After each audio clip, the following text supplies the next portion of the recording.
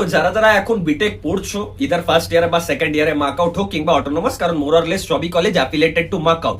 এবার এখানে অনেক স্টুডেন্টের ডাউট যে দাদা 75% যে অ্যাটেন্ডেন্স হয়, তো এটা কিভাবে মানে মাপা হয়, মানে প্যারামিটারটা কি, কিভাবে এটাকে মেজার করে কলেজের ফ্যাকাল্টিজরা বা এইচওডিজরা।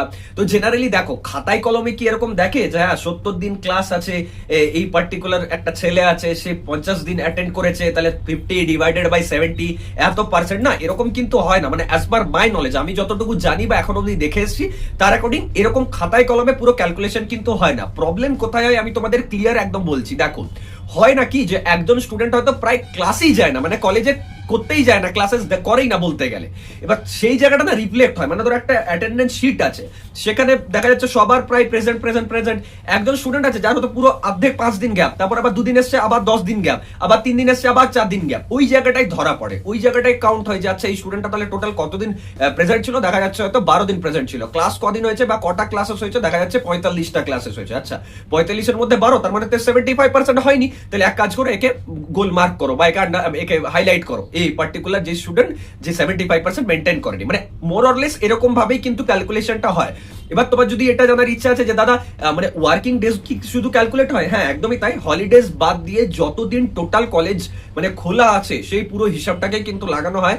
আর এই যে হিসেবটা মানে কে কতদিন ক্লাসেস এসছে না এসছে, এই যে শিট, এটাকে কিন্তু মার্ক আউটে পাঠানো হয়, মানে মেন যে ইউনিভার্সিটি সেখানে কিন্তু পাঠানো হয়। এটুকু আমি তোমাকে গ্যারান্টির সাথে বলতে পারি, ঠিক আছে, যতটুকু আপডেট আমার কাছে আছে যেটাকে পাঠানো হয়। এবার হ্যাঁ সেখানেও কি পুরো ক্লিয়ারলি এরকম ইন্ডিকেশন দেওয়া হয় যে এই স্টুডেন্ট একদম 74.9% অ্যাটেন্ডেন্স রেখেছে, 0.1% আনেনি, তাহলে তার বিরুদ্ধে কিছু করা হবে না।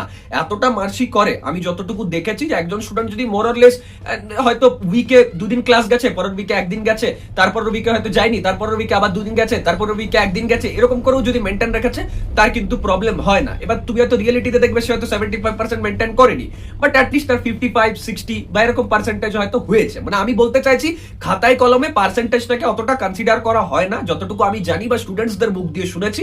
বাট হ্যাঁ যদি তুমি একদম হাইলাইটেড ওয়েতে অ্যাবসেন্ট থেকেছো, যে যাওইনি কলেজ প্রায় বা ক্লাসই করনি, তাহলে কিন্তু সেখানটা তুমি ফাঁসবে এবং সেখানটাতে ক্যালকুলেশন করা হয়। এবং ক্যালকুলেশন করলে তো সিম্পলি তুমি মানে ধরা পড়ে যাচ্ছ যে হ্যাঁ তুমি ক্লাসেস করনি অর্ধেক দিন, তখন কিন্তু কলেজ থেকে তোমাকে স্ট্রিক্ট অ্যাকশন মানে ফেস করতে হবে, কিছু করার নেই। তো আমি বেটার বলবো যে চেষ্টা করে অ্যাটলিস্ট একটা ডিসেন্ট মেনটেন করা, ঠিক আছে। বাকি কিভাবে 75% অ্যাটেন্ডেন্সের সাথে সেমিস্টারের প্রিপারেশন মেনটেন করবে সেই রিলেটেড যদি ডিটেলসে ভিডিও চাও তাহলে কমেন্ট করে জানাতে পারো। দেখা হচ্ছে নেক্সট ভিডিওতে। Thank you.